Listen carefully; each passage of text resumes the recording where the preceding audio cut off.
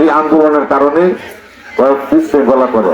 ওই যে আমরা যখন পরিস্থিতি যদি অসুস্থ, আমরা খেলাধুলার বিদেশ শহরে তখন বয়স হয়েছে মরবো অত অত এরকম ভাবে কষ্ট দিছে।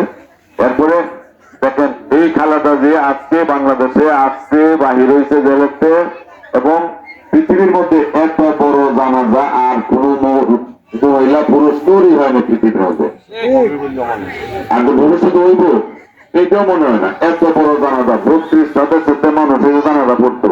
আর আমরা যে কাছাকাছি রাষ্ট্র ইন্ডিয়া, পাকিস্তান, নেপাল, ভুটান, মালদ্বীপ, শ্রীলঙ্কা এইসব দেশের মন্ত্রীরা এসে শোক জানাইতো, এইরকম সম্মান দিতে। আল্লাহ এই সম্মান দিয়া ওনার স্বামীর পাশে ওনার কবর হয়েছে। এই খালেদা জিয়া মৃত্যুর আগে আমার মতো 300 জনকে নমিনেশন দেওয়া গেছে ওনার শুয়ে। উনি ডাল তেল লবণ এগুলি সরকার দিব প্রতি মাসে।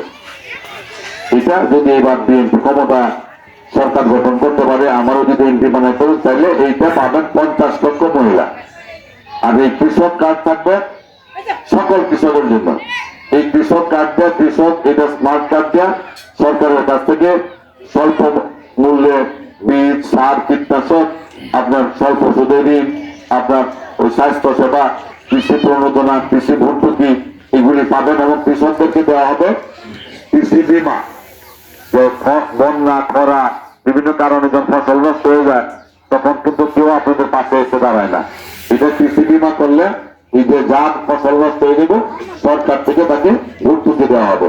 এইরকম কাজগুলি তারেক সিদ্ধান্ত নিতে আগামীতে সরকার গঠন করলে ক্লাস 1 থেকে আর্মি শিক্ষক নিয়োগ করে আর্মি শিক্ষাতে হবে। বাংলা, ইংলিশ হবে আর্মি শিক্ষা বাধ্যতামূলক। আর বিদ্যুৎ শিক্ষারী আমরা যখন আরব দেশে ভাষা সমস্যা হতো না।